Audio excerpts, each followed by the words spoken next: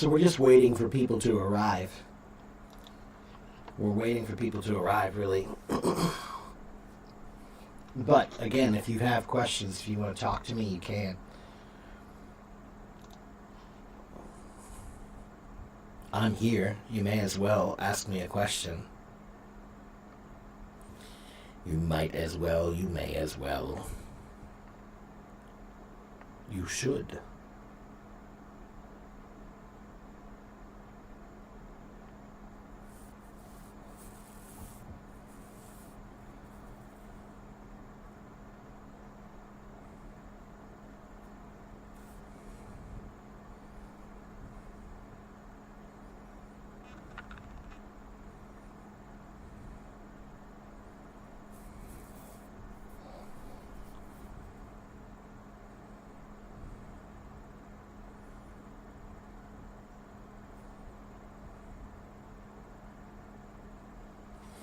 Thank you, Vivian.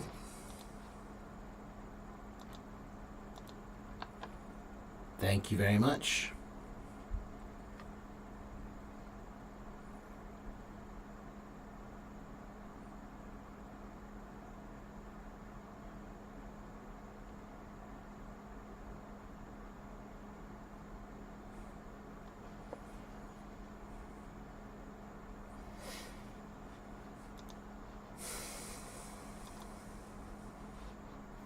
You know, it's a little tough for me when you guys don't talk to me. It's hard for me to like, what am I supposed to do?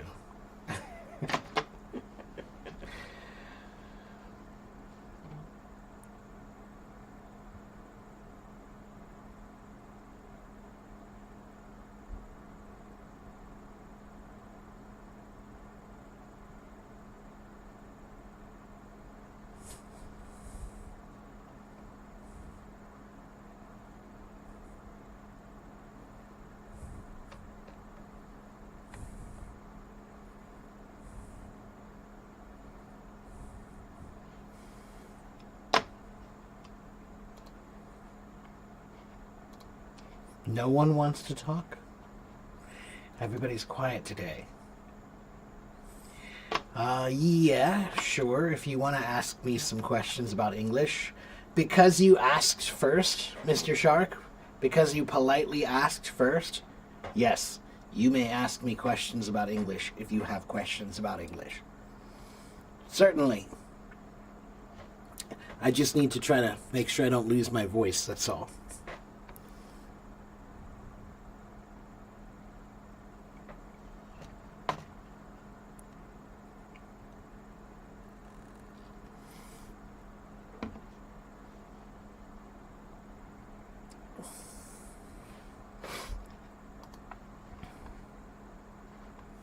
You know, that's maybe something that you should do. Oh, you know what? I'm going to write a note about that. Let's see. Students should have questions. So I'm going to write an article about that tomorrow, maybe. If you're a student, if you're learning something, whatever you're learning, if you're learning the piano, if you're learning how to swim, if you're learning how to fly a plane, if you're learning English, whatever you are learning, you should have questions. And I mean specific questions, not general questions. General questions are lazy questions. How can I be good at English is a lazy question. No one can answer something like that, not properly. So, I'm going to write an article about how a good student has questions. So why don't you have questions? I've worked too hard. You've been broadcasting all day. Yes, I have. Today was my marathon. I've already done 6.5 hours, I think, something like that, 6 hours. And I'm going to do another 2 hours, so it'll be about 8 hours today. About 8 hours of streaming. Yes, my voice is tired. But I'm here.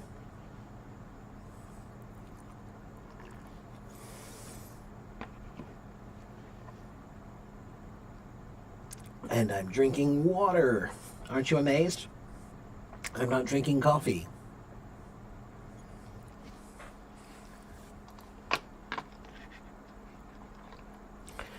Where is everyone, I wonder? I thought there'd be a lot of people here at this time.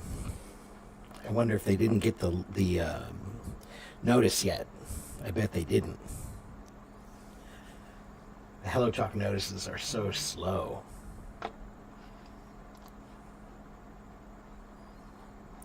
Hello, Sala.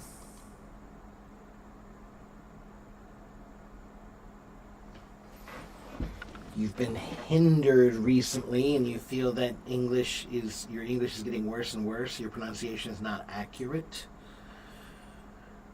Well, if your pronunciation is becoming worse, then you need to do more listening with English. If you're losing pronunciation, it's because you haven't been surrounded by it enough and you're forgetting what it sounds like. So you should remind yourself what it sounds like every night. Why don't you listen to a podcast, or when you're driving to work, listen to a podcast, something like that. Try to find some time to listen to English as much as you can so that you can remember what it sounds like. Okay? Hello, Angela. Man, I'm more tired than I thought. I'm so tired now. Super tired.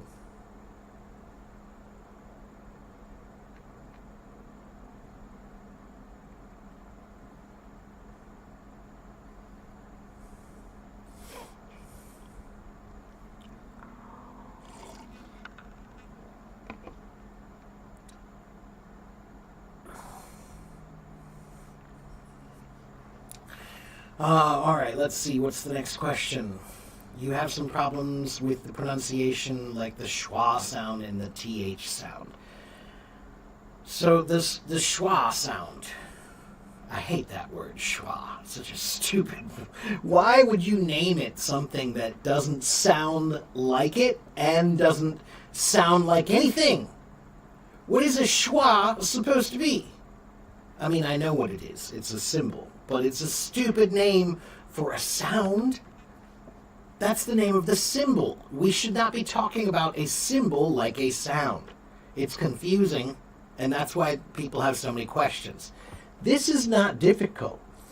The schwa sound is the most common sound in the English language. There are two of them, actually, but it's basically okay, So how do you make the sound?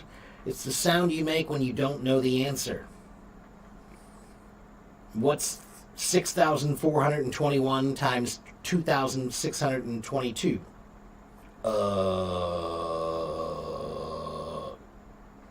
That is the schwa. That sound. I don't know. That's the schwa. So, that one's not that hard.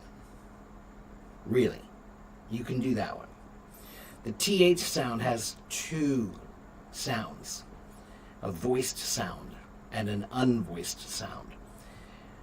So the voiced sound of TH is like the words this, that, these, those. This, that, these, those. So when you make this TH sound, your vocal cords will vibrate. If you put your fingers right here when you speak, you can feel that vibration when you're speaking. So when you do the TH sound, the voiced TH, you'll feel the vocal cords moving. This, that, these, those. So you'll feel that buzzing sound, that buzzing feeling. Okay? And then you should practice it the way I just did. If you're having any troubles with some pronunciation, some sound, like a TH sound, you need to stretch the sound when you practice it. If you practice it quickly, you're not practicing at all. Okay? Because practicing pronunciation is about practicing mouth position. And if you do it quickly, then your mouth is never in position for long enough for your brain to learn that movement. But if you leave that movement in that position longer, now your brain has more time to see it and understand what you're trying to do. So that's what I call stretching the sound. So whatever sound you're working on, if it's the V sound, the V, don't do it quickly. It's not very, it's very. Practice it like that. Stretch the sound. Okay? Now, not all sounds can be stretched. For example, like the letter T, right? You can't stretch T. But T is not usually too troublesome. Okay? Thank you for the birthday wishes, Nina. Thank you very much. All right, let's see. Sala has a question about phrasal verbs and the difference between check and check out, start and start out. Went to a place and went up to a place. Okay, so check and check out. Let me think about that for a moment. Sometimes they mean the same thing. Okay, like maybe I would say, I'm going to check the cheese to see if it's still good. To check the cheese means to look at the cheese to see, is it still safe to eat? Is it too old?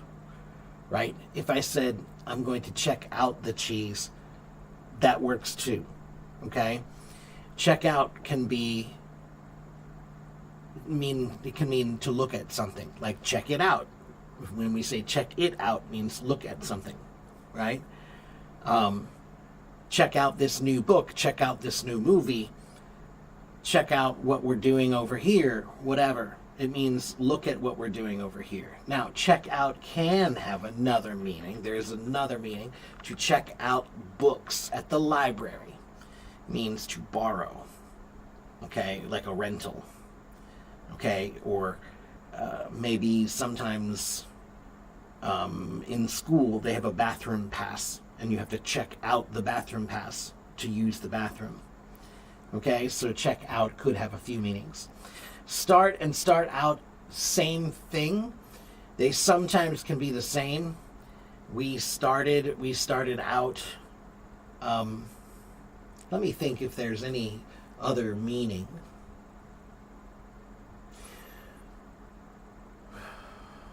Start out implies either distance or what you have. So to start out on a journey means to go on a journey, right?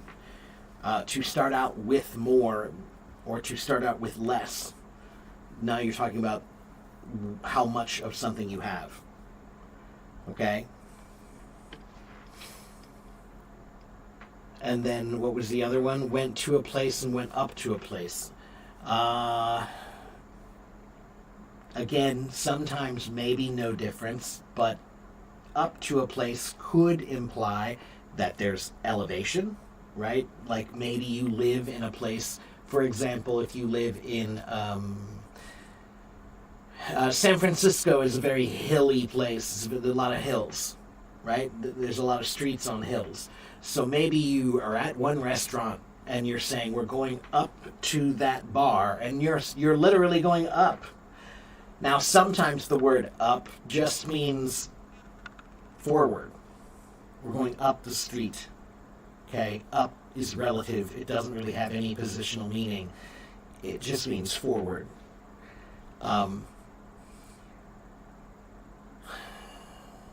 Went up to, occasionally, to walk up to someone means to get close to them, to walk closer to them, right? To close the distance between yourself and someone is to walk up to someone. To walk up to a building means to get closer to it. So there could be another meaning of walking up to it, meaning getting closer to walk up to the building. Okay? But usually when we say I went up to, that just means went. Okay? Sometimes we like to add words that we don't really need. They don't really have any meaning. They just... In this particular case, I think it's really almost just a preference. I think that if you did a study of the way people speak, you would see that there are some people who say it one way and many people who say it another way in the same situation. So they have different understandings of what they mean also. And that does happen in English. Okay? I know that was a long explanation. My mouth is dry. All right, let me see. Is he coming? I think he's still coming. Okay, thank you for all the birthday wishes, Jasmine. Thank you, Amy.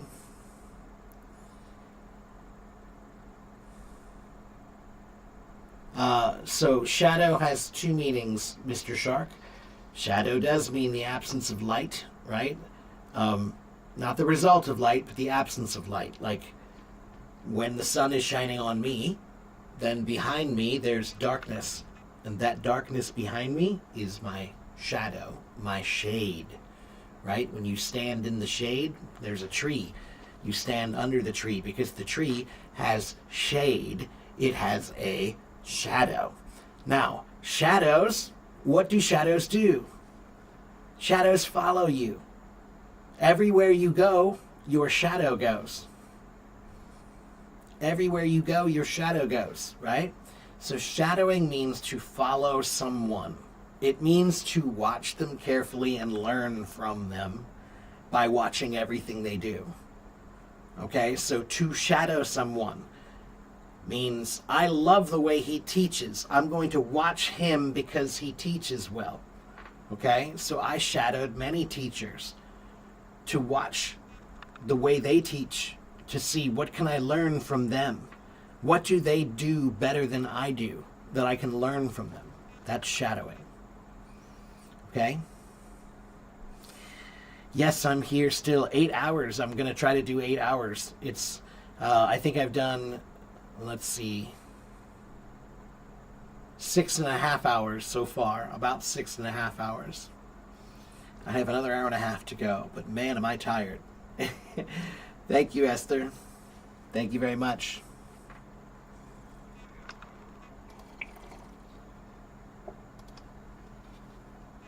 Oh. Any more questions? Come on. Give me your questions. You guys asked me if I like sports. Everybody's always asking me, do you like sports, Teacher Mark? What kind of sports do you like? I'll tell you what kind of sports I like. I'm ready. Give me your questions. I'm going to hit them. All right? You give me a question, I'll give you an answer. We call that knocking them out of the park. Give me some questions, I'm going to knock them out of the park. That's the kind of sport I like. Do I feel tired? I feel very tired. 我的脑非常累。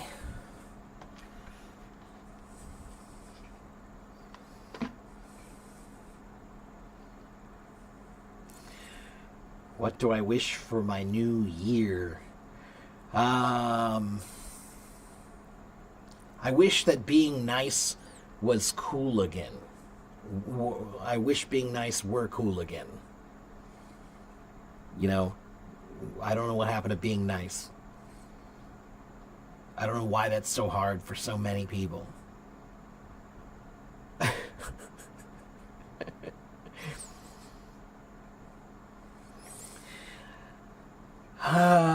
I don't have a favorite food because I love too many foods. I love too many foods.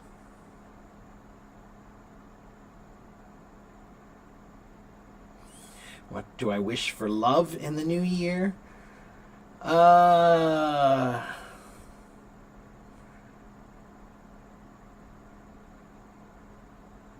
Sure. Why not? Why not? Do you guys know who Richard Feynman is? Richard Feynman, the professor.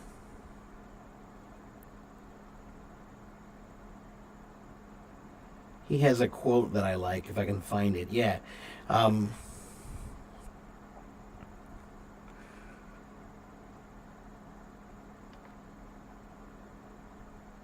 He said, fall in love with some activity and do it. Nobody ever figures out what life is all about, and it doesn't matter. And to some degree, I kind of feel that way about everything. It's like a positive nihilism. So nihilism is usually negative. It means that you don't care about the world because you think that everything sucks. But I have an opposite reaction to nihilism. I think everything does. The world is a pretty bad place if you really know too much about it. If you learn too much about the world and too much about people, then you learn too many bad things. And so I think that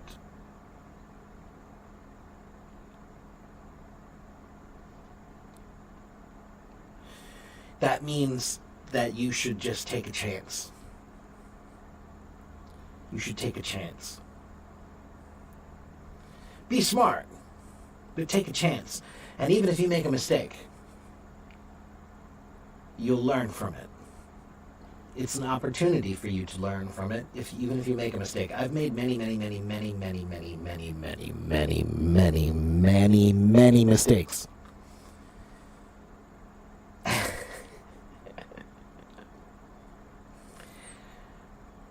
So, they're okay if you try to learn from them. If you try. Do I wish for money?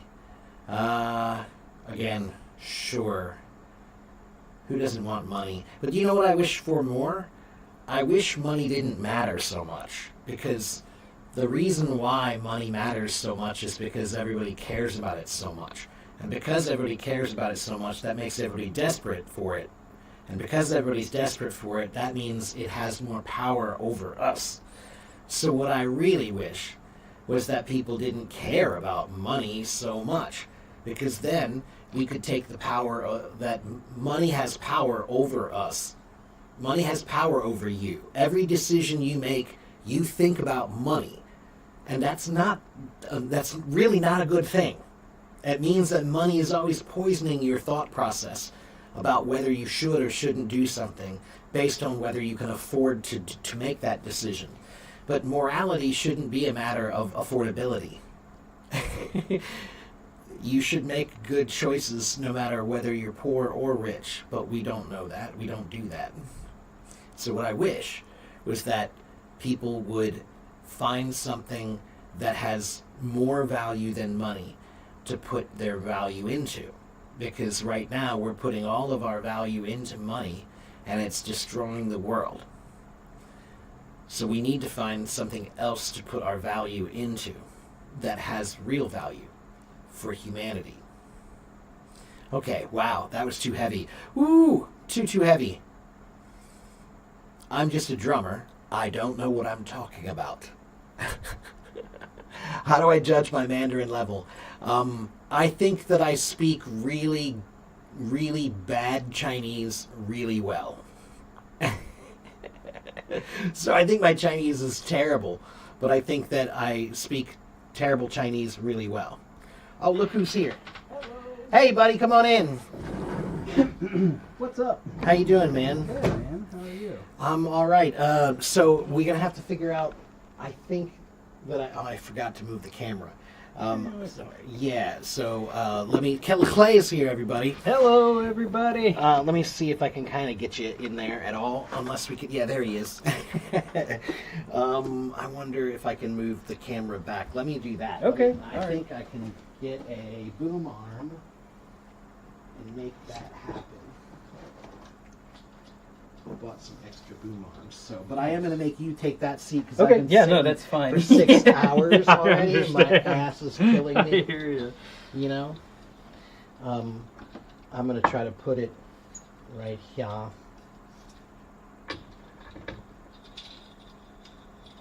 Happy birthday! Thank you very much. Yeah. Thank you. It's a good I'm- one. I'm half a century old. Yeah. I can't believe it. It's a blessing to make it that long. Or cursed, depending Yeah, on how you, that's true. Depending on when you live. That's fair.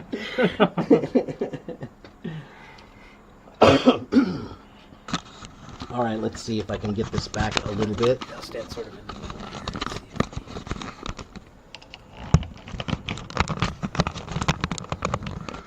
All right, now let's go back this way and up a little bit here. Let's see. I think I can put this over too. All right, that'll work. That'll work. Yeah.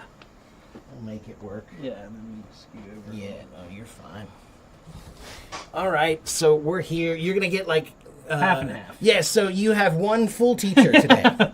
You have one complete teacher. 2 halves of 2 teachers is one complete teacher. Oh, your mic's not on. Hello, Let me- Mr. Shark. Let me see here. Oh. There. I think you should be on now. We Hi, don't have. Mr. Shark. I'll get the cans if we need them. I'm Clay. Yeah, this is Clay, everybody. And yeah, my voice is already is also shot. I started losing my voice before dinner. It got better after I ate, but yeah, Teacher and mini teacher. Yes. that's right. Yeah, yeah, I know. Half a century. I know, right? I'm old. That's like dusty old. Well, you know, you start when you. I mean, when I kind of turned 30, I started thinking about how time is really not that far. You know, like 1975 was only 15 years before I was born, which is Right. not, you know. And then when Right. I was a kid and when I was in high school, I was like 1975. That was 20 million years ago.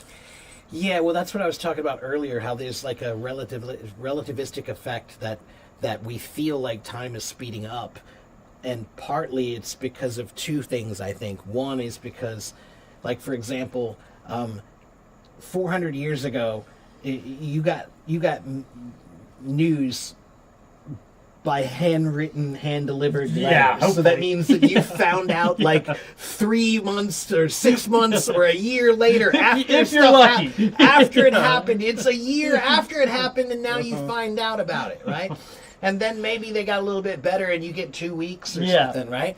But when we were growing up, you didn't hear about things happening very often, Yeah. so your sense of timing was that they didn't happen. But Yeah. now we hear about them all the time. And the total influx of information. Yeah, You know, and so you're yeah. overwhelmed, and you feel like everything Yeah. must be happening more, and it's going faster. And then the other thing is there's this like mix of technology grows exponentially, and we're now reaching the part where the exponents are becoming really like Right. obvious. Yes, Like, yes. Where it's like technology used to be like these little leaps where Uh-huh. like, oh wow, look, the keyboard doesn't suck so much Right. now, you know, but now it's It's like, oh, we got a new it's like camera. the human brain. Yeah, You no, know, like- this man's here to take your job. This isn't a man. this Yeah, is a robot. right, exactly. So we're reaching a point where technology is making us feel like the world is moving much, much faster. Yeah, and I had a theory about that a bit too. As I get older, I feel like time is speeding up a bit, just as because I think that the less percentage of your life that a day is, you know, that's when it gets faster Well, because sure. of how Well, yeah, you know, that's as just you live the weight longer, of that time. yes, so That's that the weight of time. it's such a smaller percentage That's of what your wisdom life is. that it goes Right. like that. Wisdom you know? is exactly that. The older you get, the more meaning things have because the less time you have. So the more you consider the value of things on a much more realistic way. When you're a baby, you have no sense of time Right, whatsoever. and even so when you're a everything's kid, amazing. a right. year of school Right, is your yeah. whole life. Yeah, you know, that's and your everything. whole life. There's no time. Time doesn't even exist. Yeah, It just goes uh-huh. by, and you don't even. But then the older you get, now you have a sense of value of time. Years were ages. Yeah. All right. Well, let's see. What do we have? Show us some different American. I can show you a couple of different American accents. We go down south a little bit. Yeah. You He's start better talking than I like am. this, and you go fishing, and you get your grandma might pinch you. So we live in Ohio. Well, he lives in Kentucky. I live in Ohio, but we live close to each other, right on the border. Yes.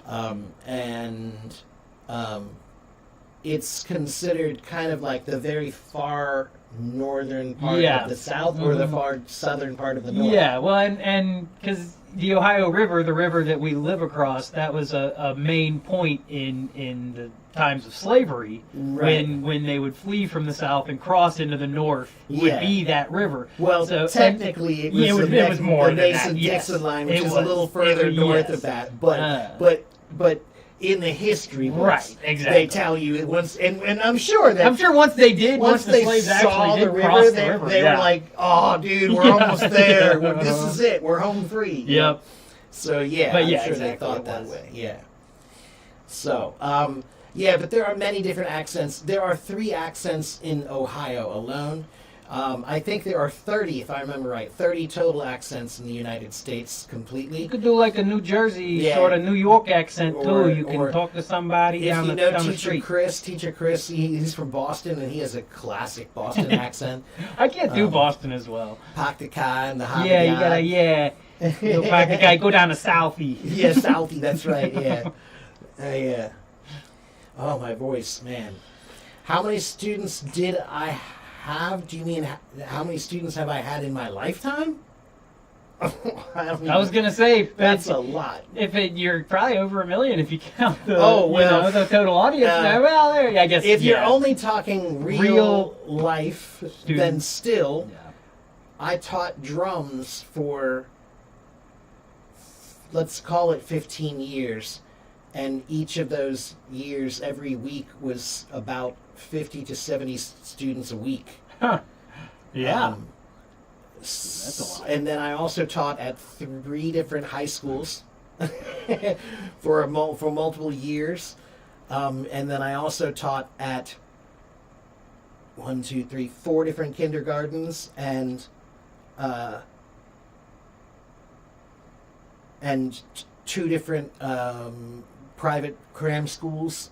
So I don't know. And then in Taiwan. Yeah, that's what I mean. Okay, That's yeah. those private cram schools in Taiwan. So like thousands, definitely thousands, for sure thousands. I mean, definitely if you add up the classes, Yeah. plus the private students, definitely thousands. That's no exaggeration. Yeah. I started teaching when I was 18, and I'm 50. 35 years I've been teaching. That's how many students I've had. 35 years of students. Man, my voice. Yeah, I'll bet. I was gonna come in this morning, but my boss wanted to see. Nah, We that's all ended up clearing out boxes, and I had to go to our storage unit, and I did a lot of lifting and moving and stuff, but it was all fine. It's all good. That's good.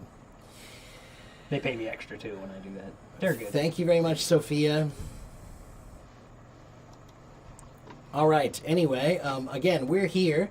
If you have questions and you want to talk to either of us, you can raise your hand and come on stage if you want to. I can get the headphones out. Or if you have questions about English, you can ask questions about English. Or if you want to, you can also ask questions to me. I have been on Hello Talk for 12 years. That's how long? How old's the app? Only a little older than that. I was gonna say, I 12 years and 2 months. It's about 6 months. Yeah, so I Wow. started using the app about 6 months after they started. Wow. And I have about 83,000 followers, 84,000 followers, whatever it is now, I don't know. And I have talked to people in every country in the world. I have done 1,223 live streams. Wow. For more than 2,000 hours. Yeah. That's awesome. Yeah, it's a lot. And I hit the million mark. Yeah, that's great. And That is- 1 million people around the world have watched my live streams. Do you like your job? What is the most interesting part? I don't know if that's for you or go. You go okay. first. My job, really, well, I'm in school right now. My day job is working at a pharmacy, delivering medicine to people. And the most interesting part is just kind of getting to meet the different types of people. There's a lot of the same in the older community, but I've learned a lot about different prescriptions and different medication, and the pharmacists have been able to teach me a lot about a lot of these different things. And I take a probiotic now. There's that. So Clay is studying to be an English teacher. And so we met each other. He also is learning Chinese, and I'm learning Chinese, and I am an English teacher. So he comes here to help me, and also gets the benefit of occasionally hearing an answer that he hasn't heard before, and maybe it helps him when he's. I've teaching learned a in the lot. future. I've learned a lot here as well from Mark about just different ways to teach and answers to give to constant sort of questions that you get a which lot. you get. Yeah, right. So he's like, we'll call him my understudy. Yeah. I was going to say a teacher in training, and I was Teacher in going to training, abbreviate apprentice, apprentice. I was going to abbreviate it, and I was like, wait, no, I don't want to abbreviate teacher in training. That's funny. Okay. How about you? Yeah. So me? Yeah. Do I like my job? I love to teach, but when you call it a job, I think it's Right. a weird thing to do because it's what I love about it is not being paid for it. Right, I mean, sure, everybody likes money. Yeah. That's the problem we talked about earlier. But what I love about teaching is not getting the money. What I love about teaching is being able to help people to understand things better. And that's kind of what I've been writing a lot more recently, and a lot that has kind of spurned that has been writing for myself as a creative outlet, not because I like to and because it's something I enjoy, as opposed to this well, what can I write that'll make money or that I Right. can sell or Yeah. that can be turned into something that can easily be marketed Right, or whatever. yeah. Whereas And again, every artist knows this. Yeah, Every artist exactly. knows this. And you have to convince an artist to make something that's for money. You have to tell them, hey, you need to make some money. You're broke and you have no money and you have no food. Do something that makes money. Yeah. And then they will. But most of them will not do it because that's not what drives them. They're not driven by money. Art is not usually driven by money, and if it is, it's not usually art. Right. That's the sad thing Yeah. about movies in general, making movies. The way to be able to make a movie, you have to have so much money. I know, and and the only people willing, that's the why- only that's people what's willing to ruined give it is. Right, yeah. And that's why the 70s was so great. well, yeah, and it's you so know? hard to get into filmmaking now because of that same because like in the 70s But I you think could that's gonna change. generate a lot of and it has changed in a way, Because but of they still technology. the marketing is still tough. Right. Is but, still But I'll tell you what, though, Hollywood movies, just like nowadays it's all sequels. legacy media, it's just they're on the way out. Well, because they're not doing anything to change. because They're the not doing only enough. thing that they want is proven commodities, and they're Right. not willing to spend the money That's right. on something new Right. because it's not proven to make money, And like again, the Avengers or I love watching Rocky 12. Turner Classic Movies because then you Oh, get yeah. to see how many movies got made that were like, Oh, yeah. man, this would never get made. Yeah. Today. This Mhm. movie would never get made, and it got made as a classic. There's a podcast I listen to called "What Went Wrong," and it's about each episode's about a different movie, and it covers the things that either went wrong on the set or went wrong after production or went wrong pre-production, but they just go over really the whole thing that happens in the movies. And so many movies were right on the edge of not happening at Oh, yeah. all, Right, yeah. or happening in a completely different And way. they also had back then. They had like a what do you call it? What's it called with baseball when they have got the minor leagues and then The bullpen or no? The Bush League or the system that they call like what is that? Oh, the called? farm system. The farm system, Yeah, right? uh-huh. So there was Yeah. like that for acting, Yes, right. Because Oh, you yeah. had B Well, movies, you had and crappy back movies in that those got made. back where, in those TCM you know, days, yeah. all of those actors were on what they were called was studio contracts. So they were all basically Lots of things, like yeah, athletes, yeah, right. and they were contracted with the studio. They got paid a salary, and that was Judy Garland. So she was paid Oh, a that's salary. interesting. I didn't They know didn't that. get paid like per picture. They got paid a salary, and then they were not they were an surprised. RKO star. and that was how it worked. And of course these contracts were completely predatory. Right. And again, though, tell me how money ruins things. Again. Yeah, exactly. Well, and they had even more control then, and then you start to get the auteur directors after Alfred Hitchcock, and you start to get these directors that can swing their weight around because of the money that they've been able to pull. So they start to be able, Kubrick, guys like Coppola. These kind of guys were able to make the films that they wanted to make because they had proven themselves before, and that was when the whole shift went from the studio to the director, and now it's gone back. It's gone much more back to the studio and the streamers, really. But I'm hoping that now the technology of recording music and recording TV and movies has now changed so much that honestly, it's one of those things where what you can do with just your phone. Oh yeah. Is far beyond what they had to do in the 1960s to do Citizen or Kane. 70s or right. And so that's why I'm saying, like, I think there will be a new birth of some independent movie. Well, there already is, but I mean, I'm hoping that it'll start to balance out from the Hollywood garbage, because really Hollywood has reached a point where they have nothing. No, it's all remakes, it's all rehashes. And most of what's actually like nothing. A lot of the more artistic good stuff has moved to TV. Right. Because TV has gone through much more of a golden age. Right. Yeah, and they have it's longer form storytelling. Right. And sometimes those get done in contract style where it's not just that and one or it gets cut off and it doesn't get get finished. But these movies, the story itself is cut down from something that may run 500 minutes, 600 minutes, 10 hours, and then they cut it down to 105 minutes because that's what they need to be able to push people through the theater. They want shorter films so they can have more viewings, and that's only getting worse. Oh yeah. So anyway, all right. Well, that was fun. That was fun. Let's see. Was there a moment that changed my outlook on life?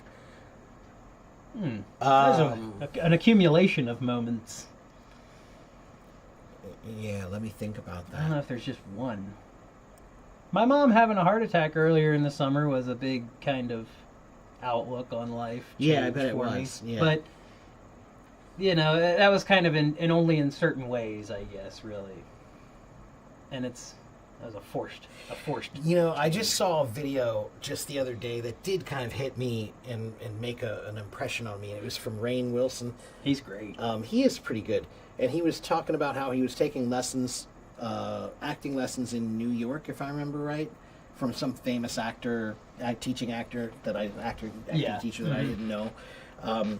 And the story was something simple, like he went in and saw the guy, and the guy said, "How are you doing?" And Rainn started talking about how, "I'm okay, but this is that, and this is that, and this is that." And the guy looked at him and yelled at him and said, "No, you don't do that. You have to have hope, because if you don't have hope, then hope can't exist." So it does make you think, where it's one of those things where there's a paradox of hope. Yeah. That when you feel hopelessness, you are killing hope. Right. Mm-hmm. So it's one of those things where hope can only exist if you say you're going to make it exist. Yeah. So that did make an impression on me, because I am a very cynical, pessimistic person by nature, because I see the flaws in things. As a teacher, that's kind of what you have to do. You have to see the problems and figure out how to fix them, so you naturally get programmed to see critical things critically all the time. That's interesting, and Rainn Wilson, he actually beat out a lot of other people for his role in The Office as Dwight, which obviously was his career-defining role. But he beat out like Seth Rogen. There was a few big actors. I mean, Seth Rogen wasn't huge at that time, but he was. Oh yeah, and Rainn Wilson came in, and you can watch the audition tapes. Yeah, and that's another thing that happened all the time back in the day, was they made movies with nobodies. Yeah, and that was brilliant. Yeah, because you actually saw much better acting. Mm-hmm. And that was what.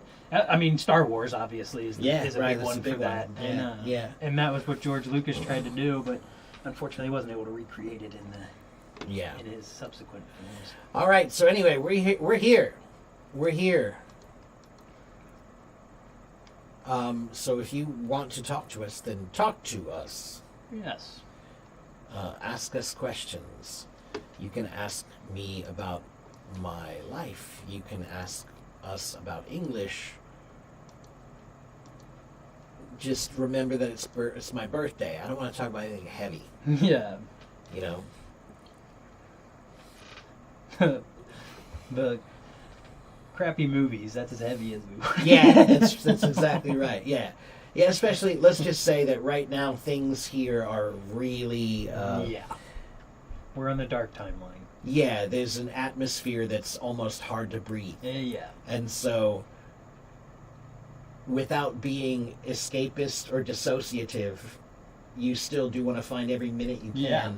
to get away from it and not think about it, because it is pretty pervasively insidious. See, I use big words every once in a while. Escapism, insidious.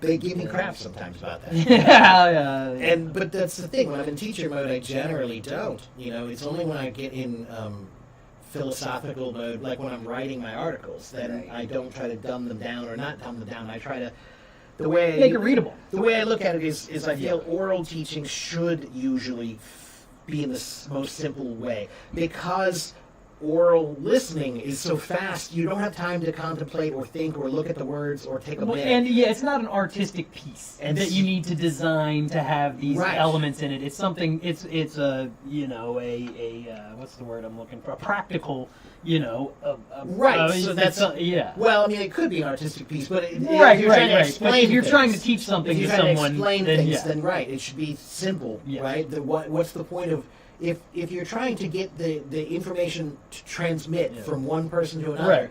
then the purpose should be concordant right. diversion. That's right. So then that means that the transmission should be the priority, not the level of high language. Yeah. You know, that means that, to me, that means you're thinking of more like an ego thing. You know, you're doing that for yourself, not for them. So I've been rewatching Twin Peaks. Oh yeah, Yeah. yeah. don't know if you've ever I watched it that. when I was on. I love David Lynch so much. Yeah. He is the absolute. He's a great director artist. I mean, that guy. He made some choices that no one Sure. else would, and Yeah. unknowns too. Big Yeah. time, big Mhm. time unknown guy. Thank you for the gifts, Cheyenne. That's a pretty name.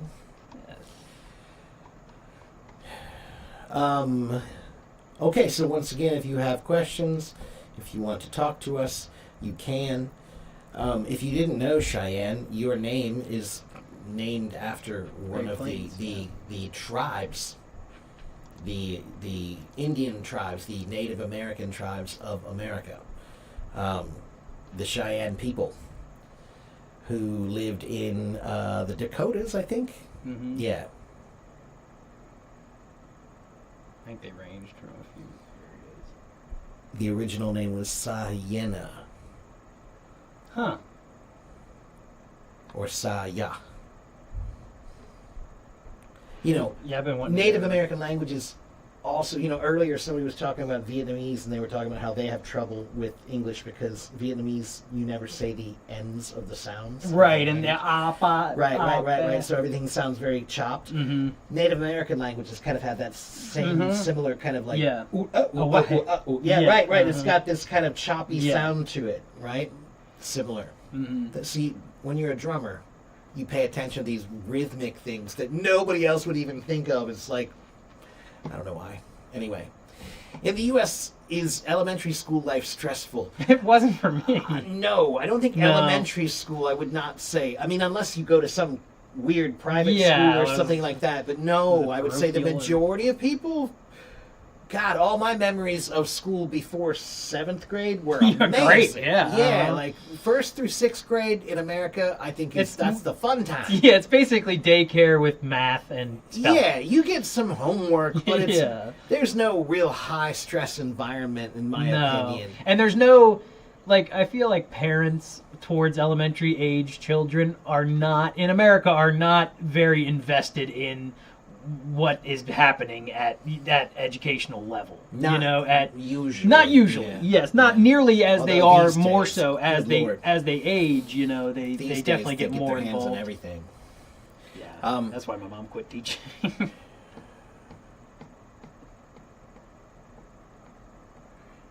So yeah, Hazel, I would say before 7th grade. Once you get to 7th grade, that's when they start telling you, you got to start doing more Not everything's homework, gonna be as and easy you got to as take it more used to be. tests, and they're training you to be a studious student. Yeah. But before that, no, man, I would definitely go back. We had recess, man. Yeah, we we had had recess, recess. and I remember my teacher did the wagon trail. That's wagon before trail. your days. Yeah, I don't remember. We had one of the first computer programs. That Oh, was, I remember the Oregon Trail. Oregon Trail. Yes, Yeah, no, yeah, but that's we right. had the Oregon Trail too. Yeah. But we had the Yeah. next one. Well, I love that but game. we did it when it was like the first. And it was all just green. came It was out. like green yeah, lines. It had just come out. Yeah. Uh-huh. And there was even a board game version of it that we did that we actually played as a. It was before it was a computer game. It was a. Yeah. It was a role playing. The worst thing that happened to you, you died of dysentery. Yeah. Right. Yeah. So yeah, they were fun. We it was all playful learning mostly. Right. Mm-hmm. You know, like I remember they took us in science class to go out and look at plants and to look at trees and to look at Yeah. fossils and stuff like that. You were playing.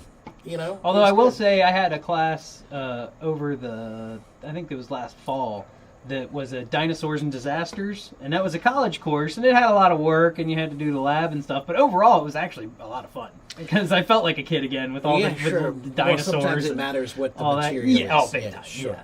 I didn't get So nearly invested. I would in say other that stuff. it is vastly different than what the kids experience over there. Yeah, it's very, very different. I taught at cram schools, bushibans, right? Mostly I taught at cram schools.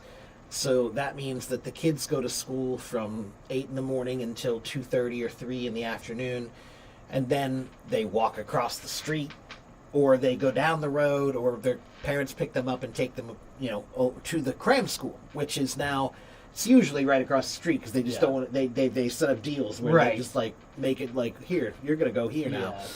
And then from 3 o'clock until 8 o'clock or 9 o'clock or 10 o'clock at night, literally 10 o'clock at night sometimes, those kids are in school. They're doing work Yeah, and most of the in time. America, I can't think of, for elementary school kids, like much of a payoff for going so hard Right. in elementary school. There's Yeah. like maybe here and there, like in And none a of the niche sort of thing. once but again- yeah, you're gaining nothing from, Right. The from studies going show so that hard it doesn't in work. elementary school. Right. Yeah, but I'll tell you, you know why they do it. The reason why they do it, why do they make kids go to school all day and all night? Well, at least this is my experience. The reason why is because the parents are at work all day and all night. So this is like daycare. That was the whole reason that school started here in Right, America. Yeah, it was- so it's a matter of the kids have to be somewhere. And in America, when we got home, if our parents weren't home from work yet, latchkey. too Yeah. bad. You made yourself a sandwich. You watched some cartoons. You threw your backpack did on the your ground and went out and homework. played? Yeah, right. Yeah, you went out and played. You took care of yourself. None of the kids did that. That was a vastly different experience. The parents. It was won't- all prescribed for them. Yeah, the parents never leave their kids alone. But we went home alone, and we were home alone for hours.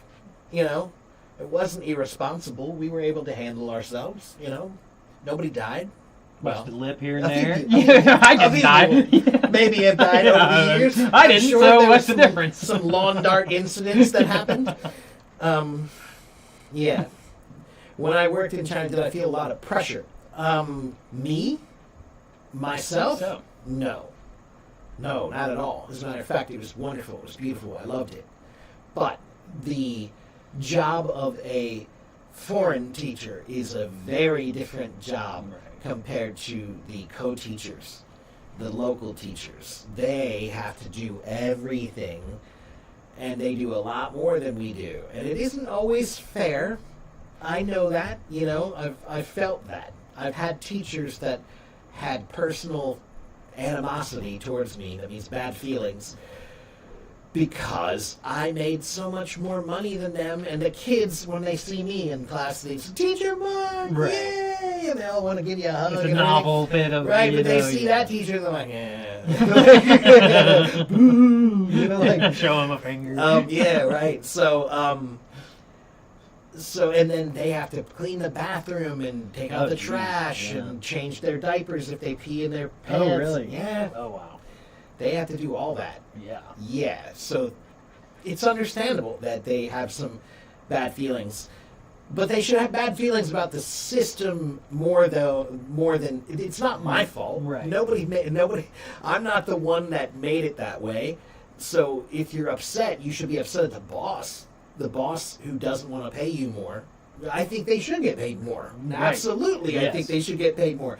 Every teacher in the world should be paid twice what Yeah. they're being paid right now, at least. Because that's a problem everywhere. At least I'll say But every here- good teacher Yeah, should be paid right. double what they're being paid now. Every good teacher. All right. Again, if you have questions, you're welcome to ask us questions about reading, writing, listening, speaking, grammar, vocabulary, pronunciation, accent, confidence, job interviews, culture, Life. underwater basket weaving. I know everything about that too, so throw it at me. That was my major in college. And now I can't find a job. With a specialization in outer space knitting. Yeah, that's what all the detractors always say. Oh, he's gonna go get a degree in underwater basket weaving. Yeah. I always like that one. Yeah, that's funny. It does paint such a great picture in your mind. Yeah, You know, big time. immediately. Yeah, you You're do. like, underwater basket weaving. That does sound funny. Yeah. Anyway. Okay, hello. Hello. Anyway, is this thing on? Hello? Is this one on? Yeah.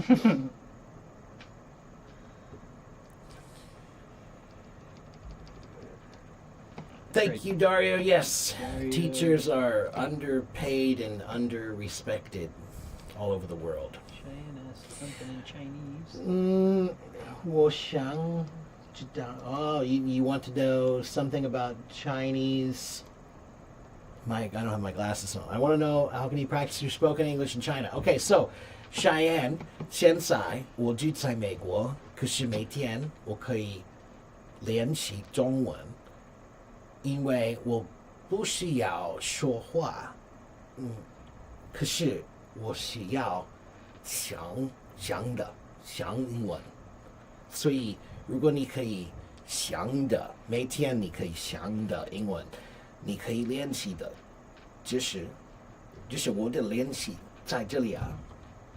Okay? Always be thinking. Yeah. Yeah, sorry everybody. I was explaining. She was asking how to practice English if you live in China, just like I practice Chinese when I live here. I practice by thinking.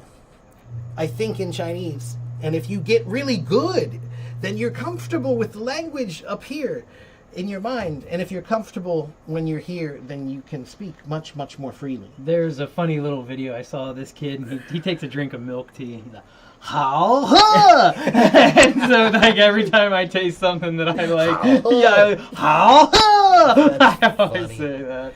That's funny.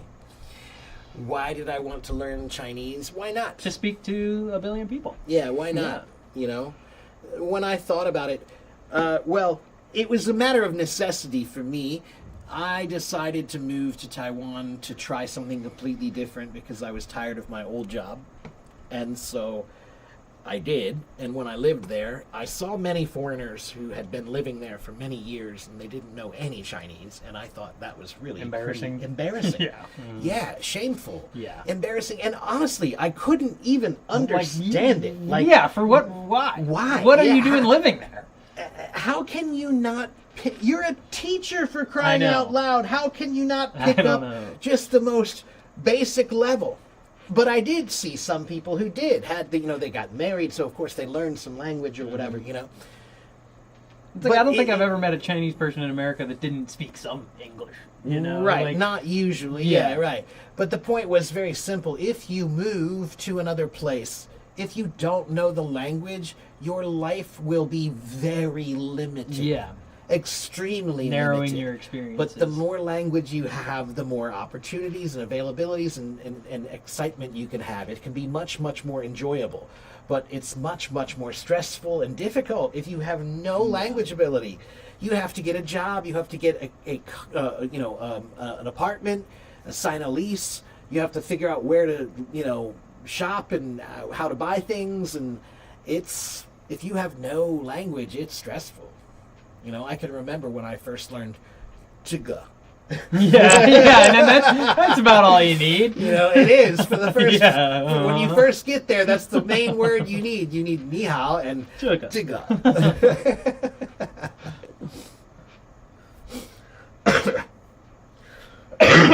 Excuse me. Oh, Bye, Dario. voice. Dario. Take care, Dario.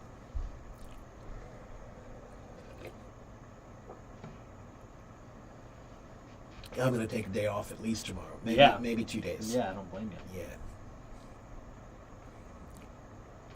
2 teachers. That's right. I know. 2 teachers are sitting here and nobody's asking them questions. Isn't it funny? It's the morning crew. You want to learn, but you don't ask questions. It's not the usual night owl crew that I see in the mornings when I'm here. That's we always say, ask and ye shall receive. Right. Do I all like music? Do you mean do I like all music? No, I don't think I like all music. I like many, many, many kinds of music. Yeah, there's pretty much something from every genre Yes. that I do like. Hazel. There was a famous American musician named Duke Ellington from many years ago. And he had a saying that I really like. He said there are only 2 kinds of music. Good music and the other kind. And that's how I feel about it, is I can like any kind of music. I don't care what kind of music. Those are the it is. 2 genres. If it's good, then it's good. You know, if it's not, it's not. I don't care where it comes from or what year it's from or, you know, who made it. I only care if it makes me feel something or not.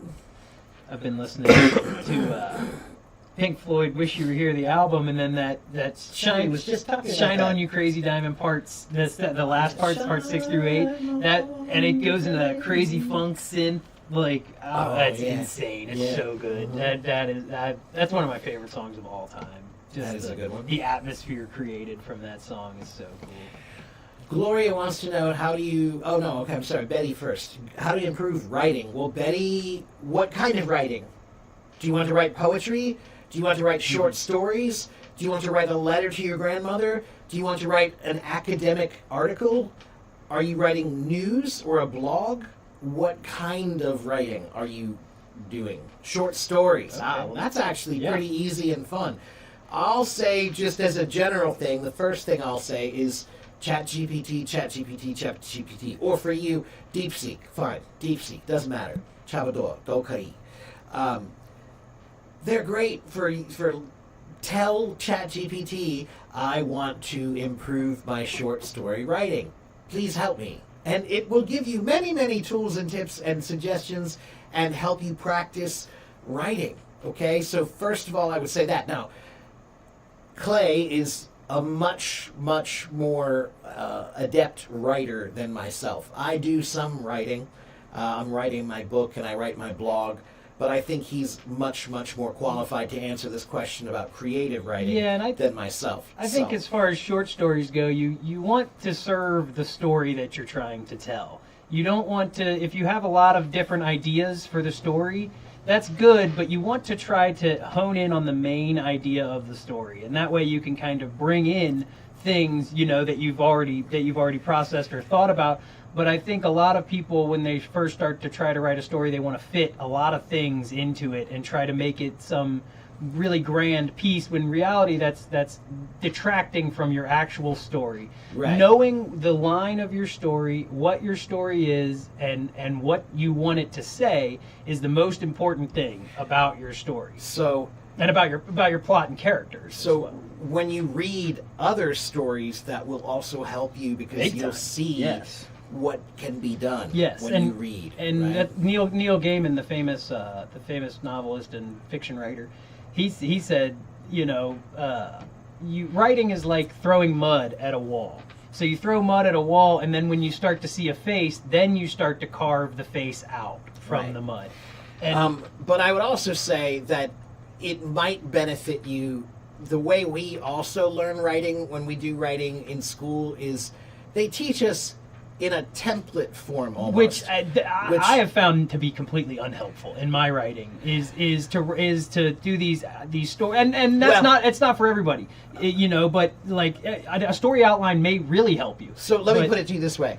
Are we learning short stories for your personal writing, or are we learning short stories for writing English class? Right. They're two different things. Yeah, that's true. So when I say for a class, I think it's important to maybe know some of these template ideas about, you need characters, and you have a plot, and you have a beginning, a middle, and an Yes. end, and the basics What of was, the what was the old quote? You must have a beginning, middle, and end, not necessarily in that order. in that order. That's Yes, right. That's exactly right.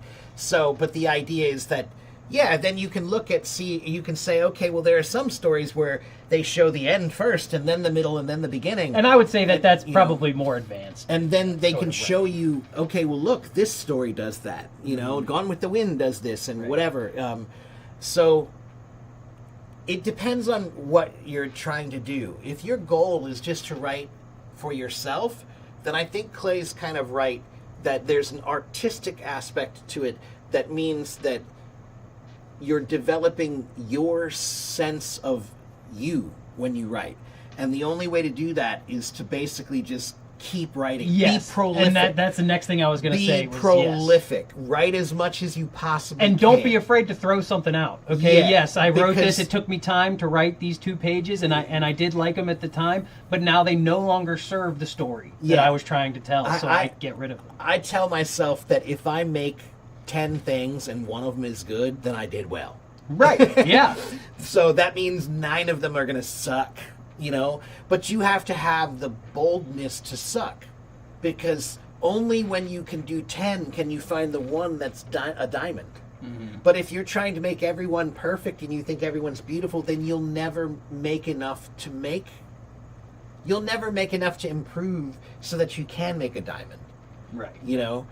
So Yeah, you have to have those layers yeah. in order to create the diamond. Yeah. There has to be pressure. So I think there are two ways to look at it. One is Yeah. just from a strictly creative standpoint, which is about developing your sense of who you are as a writer, and the biggest thing is be prolific. Yes, it and really just is. write, and read for understanding what can be done. Yeah. And then there's from the pedagogical part of it, where it's just like, if you had to teach, Right. would you be able to explain things like plot and motive and nemesis and all these kinds of terms that are used in literature? Man versus whatever. Right, universe. literature Yes. is what I'm kind of more talking Yes, about. and- Yeah.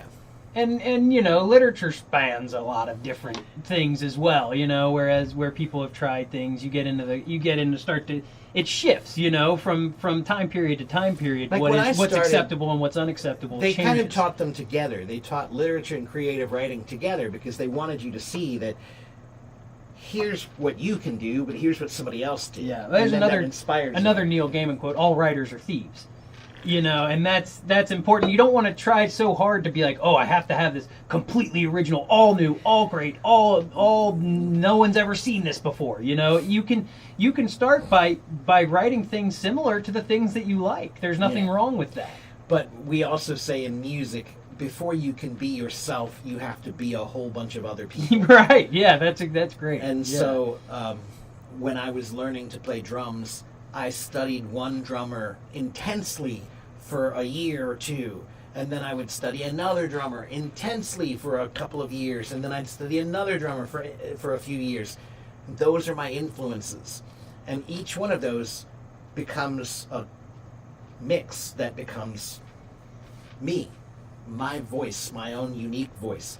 That's partly the influences I have, and partly my own unique which take. is how art grows, how Right. literature changes. If I have seen further, it's only by standing on the shoulders of masters, Right. or those who have come before me, right?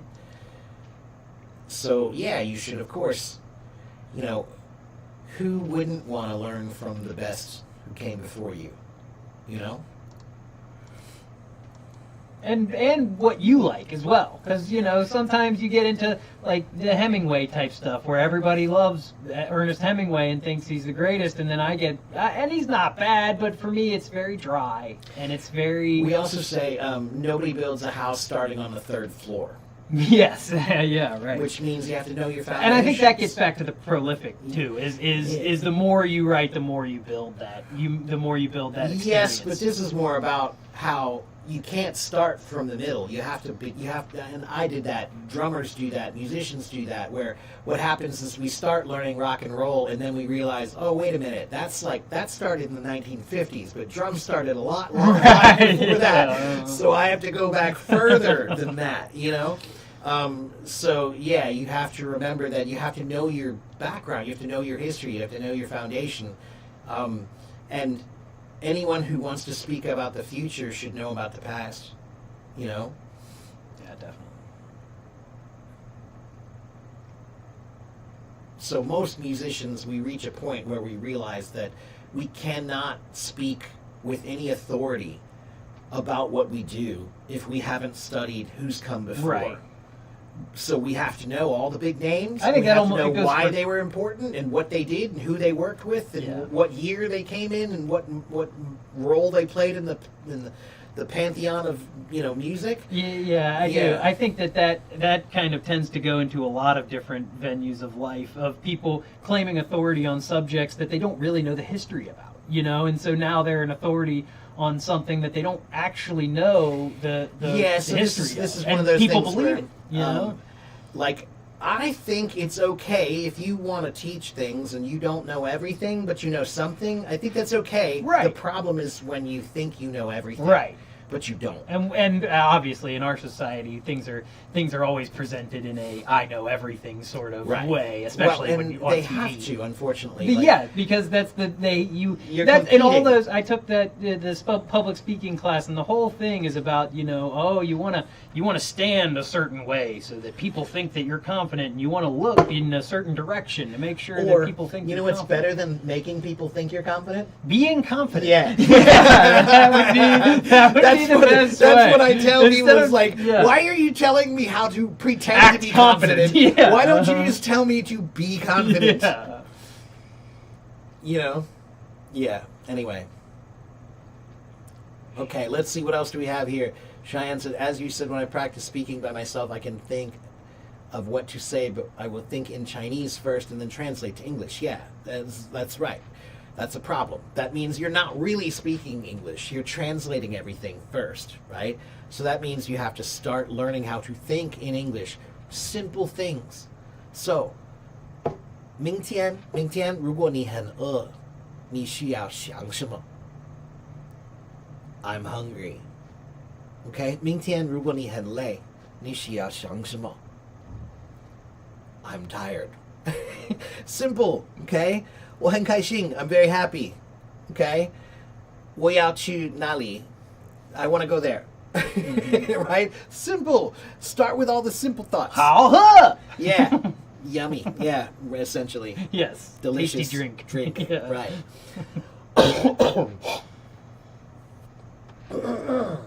So, thinking. Start with all the simple things. Every simple thought you have it in English. It's a simple thought. If it's simple, then why not? Yeah. Why not? Why not just think it in English? What's the difference? You're getting practice. Confidence comes with experience. If you never practice because you think you can't because you don't have a partner, then you never get experience, so you never get confidence. But if you think in English and you start spending hours and hours and hours and hours thinking in English, you become comfortable. You jumped in the water and now you're in the water. Everybody's scared of jumping in the water when they first learn how to swim. They're scared. But once you jump in, you're in. And the more time you spend in that water, the more comfortable you become and the more fun it becomes, right? So the first thing you need to do is get in the water and start spending time there.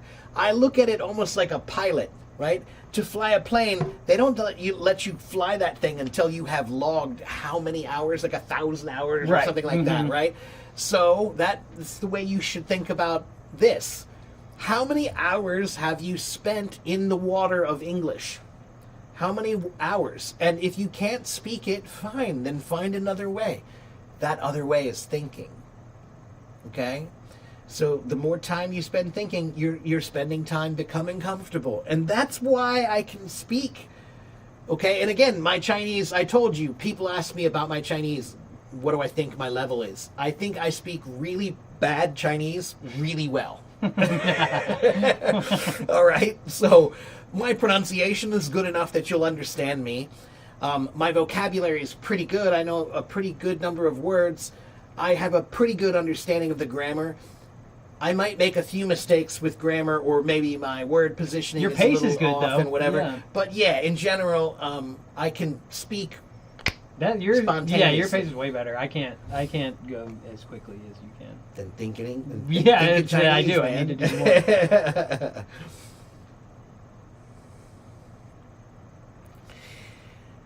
How'd you meet the handsome guy next to you? Is that to me? Yeah, who's next to who? Yeah. We both have handsome guys next to us. Yeah, that's right. Let's see. When you both talk together, it makes me feel like a professional American podcast. Well, it is. Yeah. There's a lot of equipment around here. Yeah, this is about as professional as most of them are. I don't know, maybe. Thank you, Hazel. How to keep up with different pronunciation or slangs. So slang, first of all, slang is always singular. We don't say slangs, we just say slang. Okay? Second, I don't teach slang. I never teach slang. Because slang is temporary language. So, in the 1920s, they used to say, it's the bee's knees. In the 1980s, they used to say, it's radical, man. I still say that. You know, me too, yeah. So, language, slang is language that's temporary, and it's usually limited to a certain group. That's what I was going to say. Maybe eventually, once you start to get into a group of English speakers or whatever it is, you may pick up slang at that point.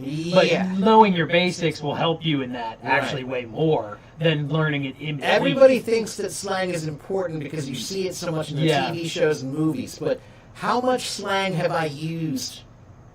I've been on for 8 hours today, and I promise you, in that whole time, less than 1%, maybe less than 0.1% of my language has been slang. Right. So if I don't need it, then why do you? Slang can also be language of, how do I say this? Social acceptance. It can change It's a based on your clique. social situation. It's a clique. It's like, so why do kids create slang? Because adults don't know it, and so that's their own secret language that only they know. Give me you the know? toilet riz. Right? So those are words that it makes they understand the power of language. Young people understand the power of language, and this is a way for them to assert themselves as having some of their own leverage over the adults who are older than them by creating their own little bit of language that gives them a sense of agency, social agency. I don't know, those are big words, I know, but basically No, I think that's a good. it means that, yeah, it gives them a sense of belonging, and it also gives them a sense of power, because if you don't know, then They you laugh don't at you. belong. Yeah. Right? They laugh at you. Right? Exactly. So I don't teach slang. I never teach slang because I just don't see the point. Really, you don't need it. Proper English will open every door. Slang will only open a few. Right, and Okay. it's like you said that it's limited to groups, or whereas there might be a lot of slang associated with people who play basketball, that has to do with playing basketball, or whatever, or people who work on airplanes. See, now that's where we get into The jargon more so, where in the Yeah. professional level it's jargon. Yeah. So there's on the terminology, yes. jargon, and slang. Slang is more of the casual, informal, But temporary even language in that the we casino, create. we had words that weren't real words. It wasn't professional jargon or any type of. It was slang words that we used for things. Like for tips, we called them tokes, as it was a token. And in that whole industry, everybody calls them tokens. See, I which is still interesting. think I would call that like a dialectic subgroup of of the language of the terminology. Like I think that's just like a Roman Just numeral yeah, one, yeah, like letter a A. yeah, You just know, like a branch off of the yeah, word. it's just like Yeah. the sub branch, But yeah. But it'll likely go away as well. You know? Now, pronunciation. When you say how to keep up with pronunciation, what do you mean by that?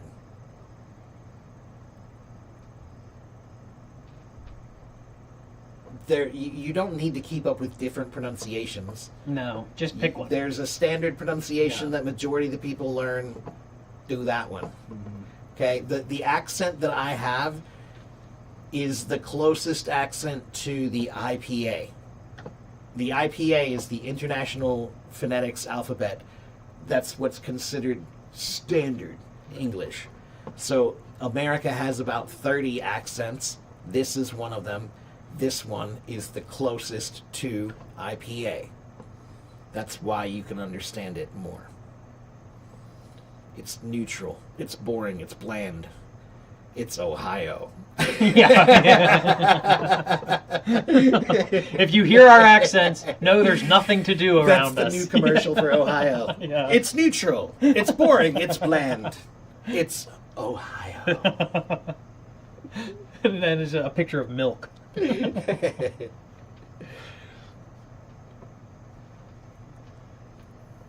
It sounds like a Hello, like a- one. That sounds like a perfume commercial. Ohio. Yeah. It's like from Estee Lauder. yeah, they put like a T at the end. Ohio. And then the new fragrance. That's right. Yeah, Ohio is actually a new kid a new kid slang.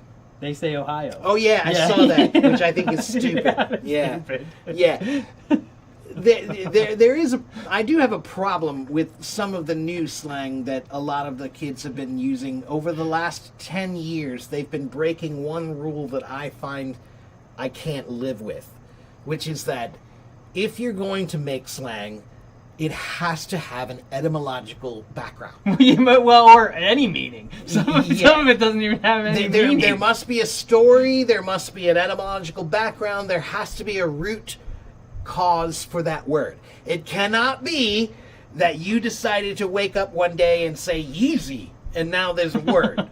Or what was the other one I hated that was on fleek? Oh, yeah. That's not a word. That doesn't mean anything. It's gone. It's never going to be said again. And anybody who says it, it means nothing. And it has gone away. Yeah, it has. It's gone, big right? See, time. there's a perfect example. On fleek was really cool for like a year and a half. Yep. And now nobody says on fleek anymore. What's on fleek? But that one always pissed me off because, yeah, if I looked at it, I was like, there's got to be something. But no, that Yeah. was literally... And now I feel like a lot of slang is more so like phrasey type of stuff. Like it's giving, like that kind of. Have you ever heard that? That's like it's giving angry. Oh, Or, right, Yeah, like yeah, it's yeah, giving is yeah, a right, yeah, yeah. And it's things like in that sort of vein these Yeah, days, as right. opposed to like on fleek, which I guess is a phrase, but it really doesn't make sense. No, it doesn't at all. Yeah. Yeah, like I said, it has to have some sort of a logical, rational reason. And if it doesn't, then no, it's just you who were desperate to... Like, that's the funny thing about it is, like, did catch I on for a want to little know. bit. I want to know who's the kid who decided. Yeah, I don't know. I want to know what Yeah. kid went into sociology or a social science class that day and said, "I'm bored. I'm gonna write a." Her eyebrows are You know. on fleek. Yeah, right. And then now on fleek. What's on fleek? Oh, it means this. Like, that's probably how it happened. That's exactly how it It's happened. giving on fleek. But that doesn't play. Ah, shit. I almost forgot. What happened? And I shouldn't have said that word. Pardon my French. Who? Yes, my friend Stu, we were going to maybe go get a burger at Zips. I don't know. Are you into that? I'm pretty tired. Yeah, me I'm too. probably gonna head home after this. Yeah, let's hold on. Let me. But if you want take, to, I definitely no, can. man, dude, I've been Yeah. beat. Yeah, I hear you. Let's take a rain check. Do you guys know what rain check means? What's a rain check? A rain check. It comes from baseball. I was gonna say, yeah, that's It's a baseball sports term. Sometimes a long time ago, it was still today. Yeah. But you'd buy a ticket for a baseball game, and you're excited. It's a beautiful day. It's sunny. You go there and you sit down, and all of a sudden it starts raining, and now they canceled the game because of rain.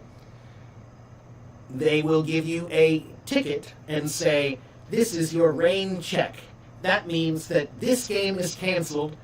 Here's a ticket for the next game. Or when this game gets replayed. Yeah, right. Yeah. So, in English, if somebody invites you to do something and you can't do it now, you can't do it at that moment, but you want to in the future.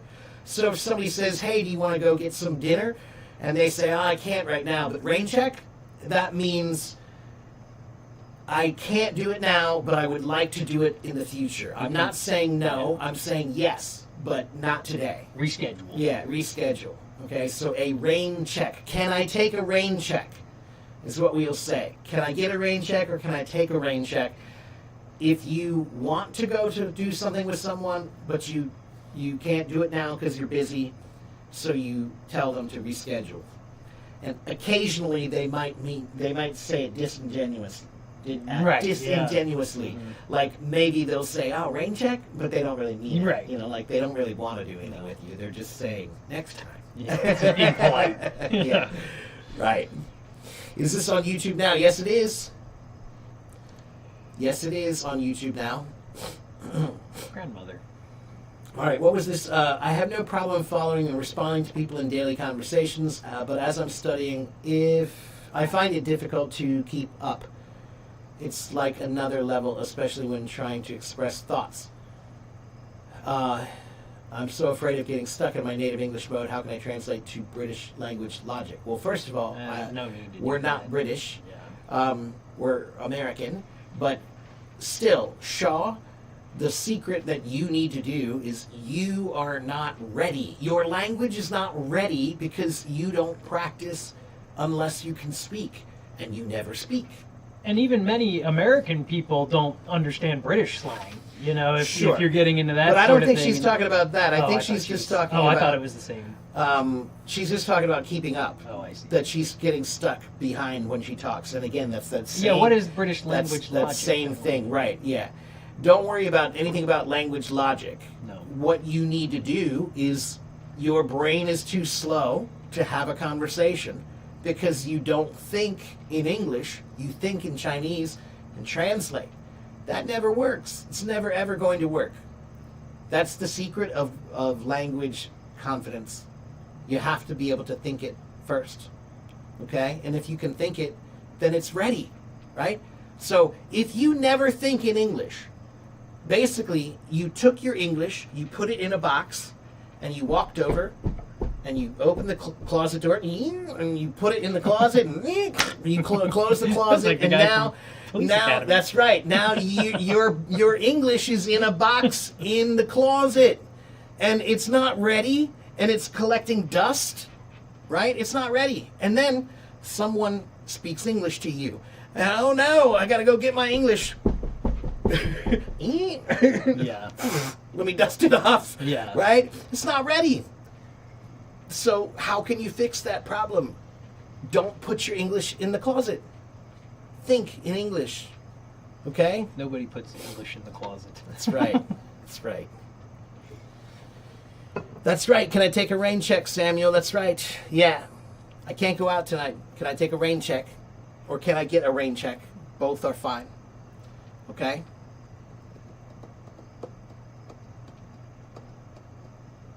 How to think. Okay, so Shaw, start with simple things. Simple things. You're worried about grammar. That's what you're worried about. We're talking about two different things here. Okay? You're confused because you're thinking, I can't think in English because my grammar's not perfect. So how can I think in English if I don't have good grammar? I don't care about your grammar right now.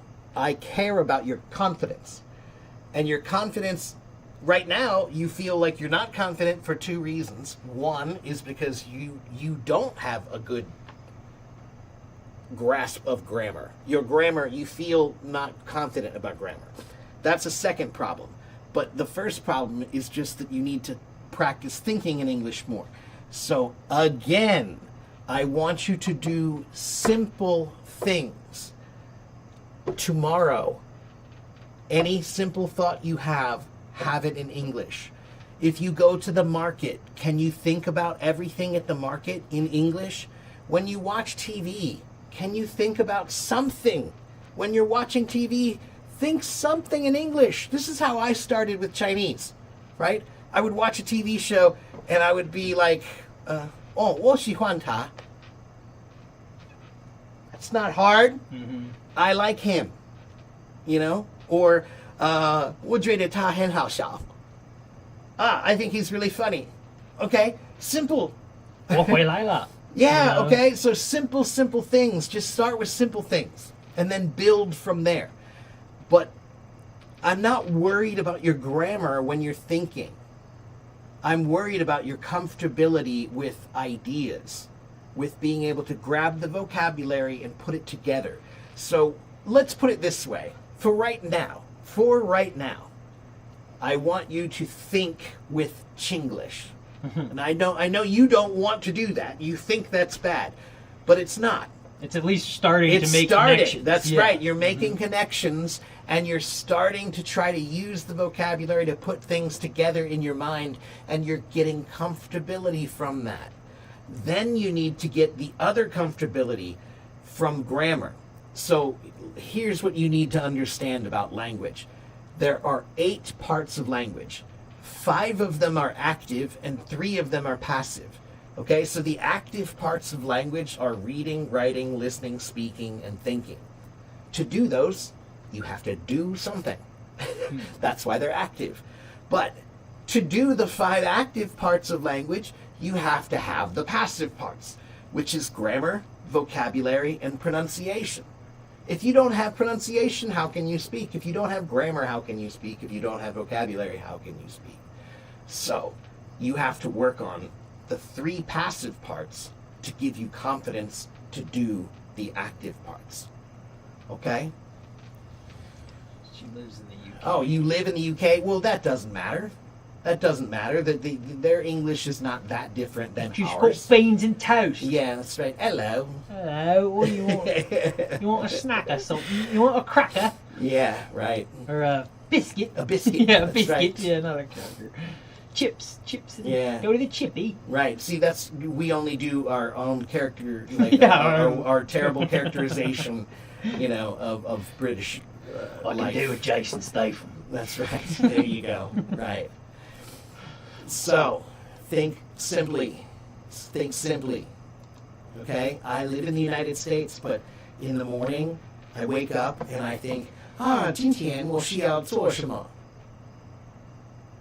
Today, what do I need to do? And then I think about what do I need to do in Chinese. And if I don't know how, that's my homework. Right. Yeah, that's I think what someone says if they don't know, how to say it or what to think. That's when you look something up, and that's kind of and that's what helps. That's why it helps you learn. Right. That's why thinking in it helps you learn because you're going to seek that out. And because it helps you to find your weaknesses. Right. Helps you find I the don't know holes. this. Yeah. So if someone speaks to you and they say something that you don't know or you're not ready for, then you're going to be panicked. It's going to make you nervous, right?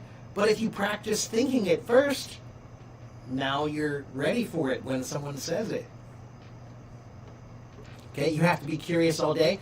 Well, Lucas, It helps. I would tell you that, in my opinion, I think that a human without curiosity is a broken human. So, yeah, you should be curious all day anyway. And there's sadly a lot of. Yes, indeed there are. Yeah. Okay?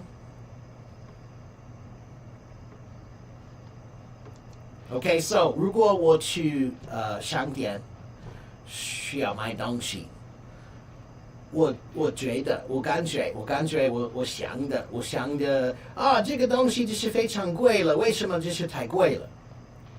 这个东西是买完了。Right? I just think simple things when I go to the store, like that's too expensive and that is sold out. That's all. All right, that's easy. Okay, now, I say that's easy now, but it took me a long time to reach that point. But I can tell you this, my Chinese, when I lived over there, my Chinese was not that good. It only got good when I got back here.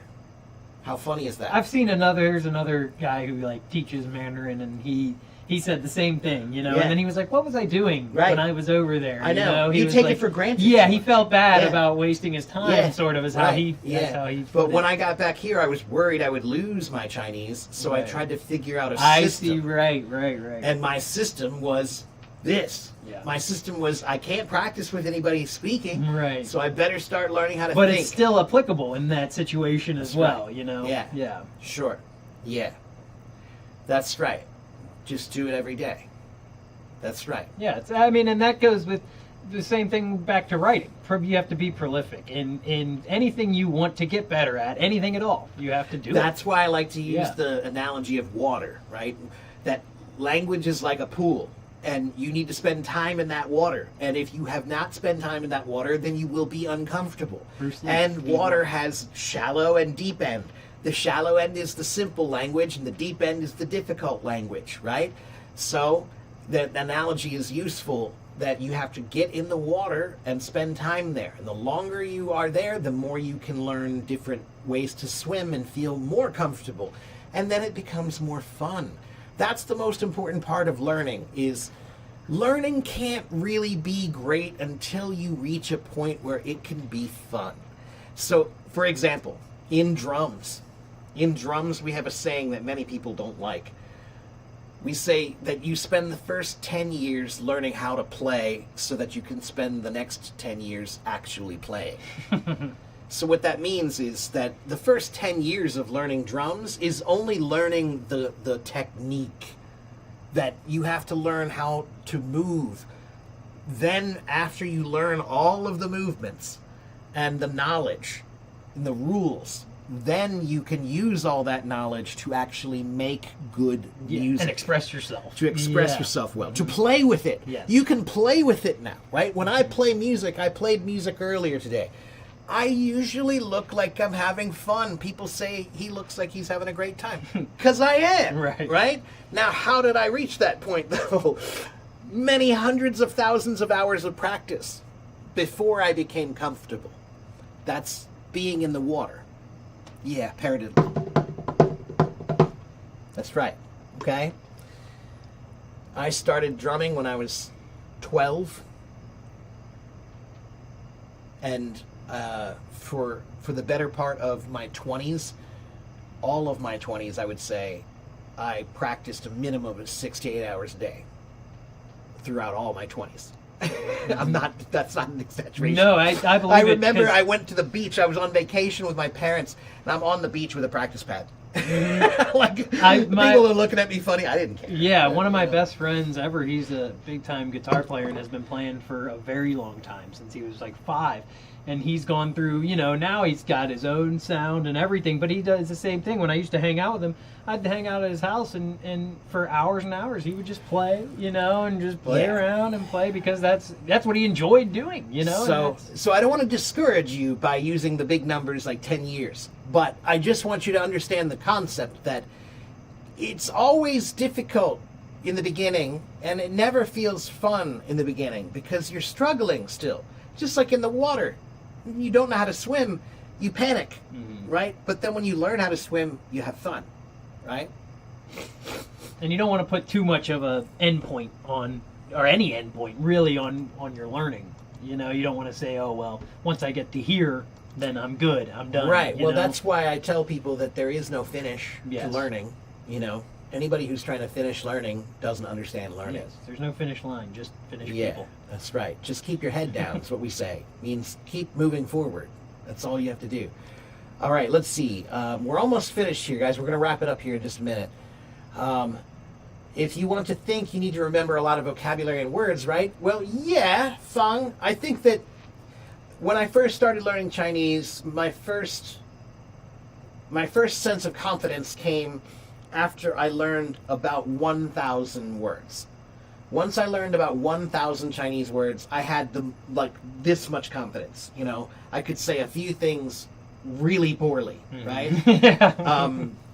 But then I got to about 2,000, and then it was another level where I felt like, oh well, man, okay, 2,000 feels better. Now you've doubled the number of language or the vocabulary you know.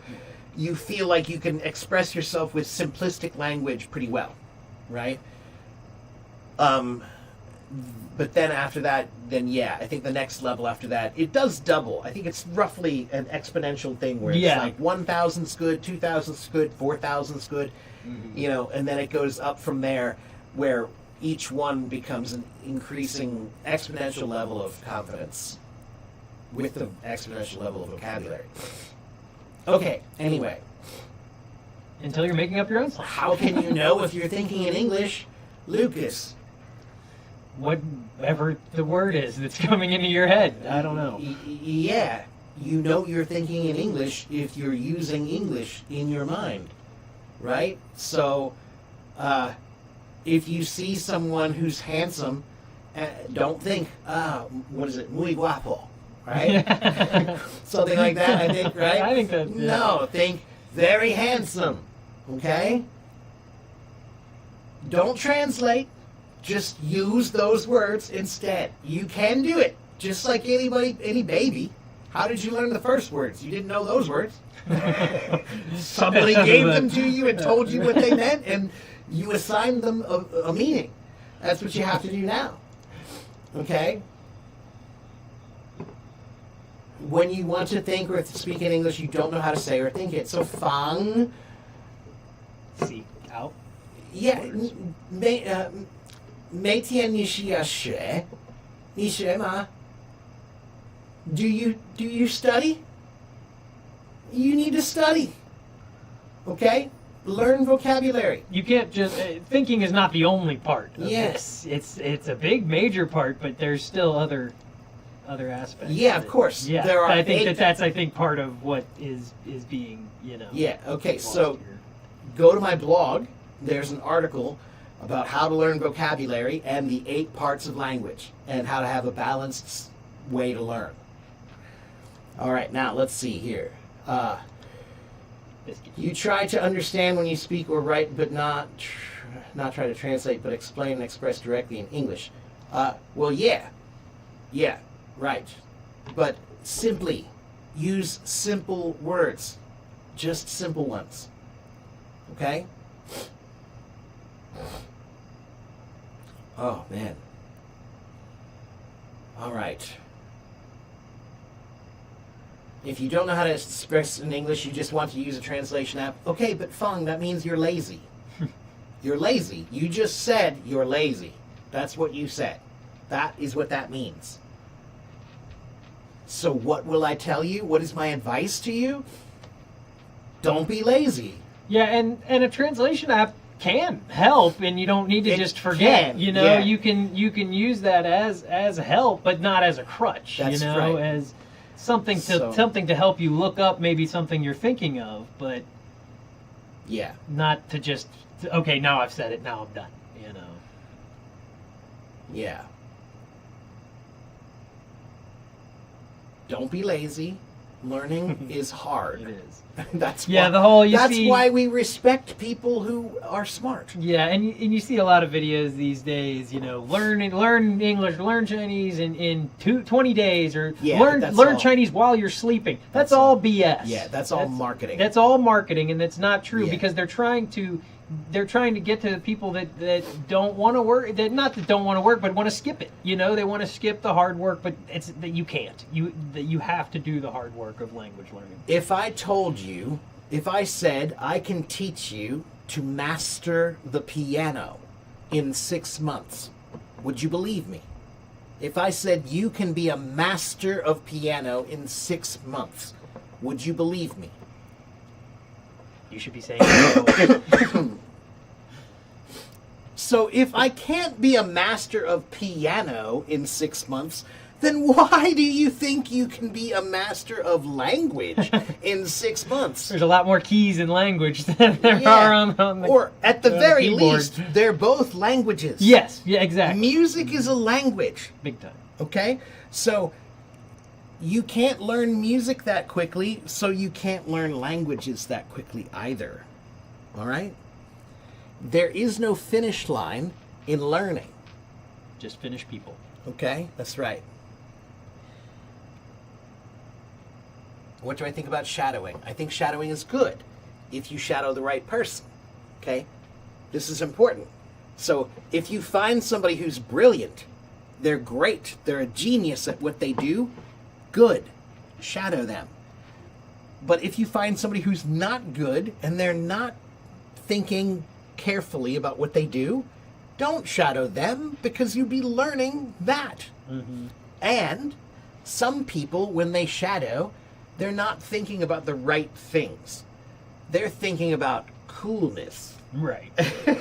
You're- Ohio toilet. or sometimes it's about content, where Yeah. it's not about the person and the way they speak. You like the content they have, and so you like them. But you're not really thinking about whether they are good at language, right? So you need to think about if they are good in language. And if they are good, then that is a good model to shadow.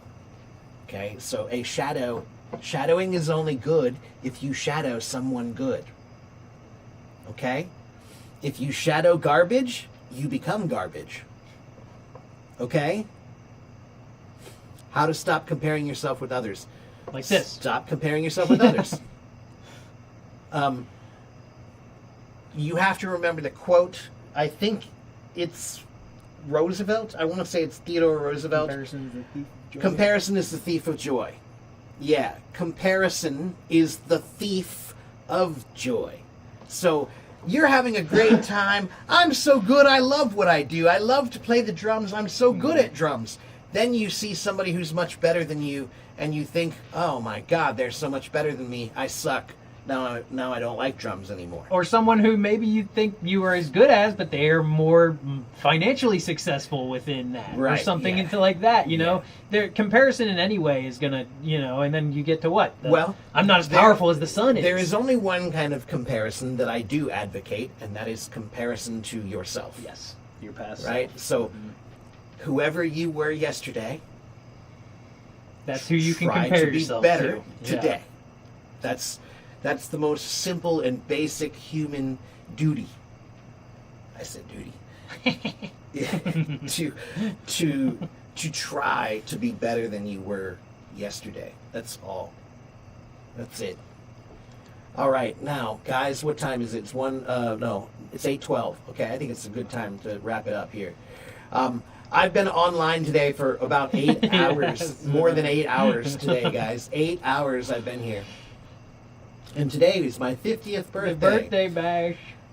So yeah, thank you guys for being here and for watching me and everything. If you haven't followed me yet, you should. I have been on Hello Talk for 12 years.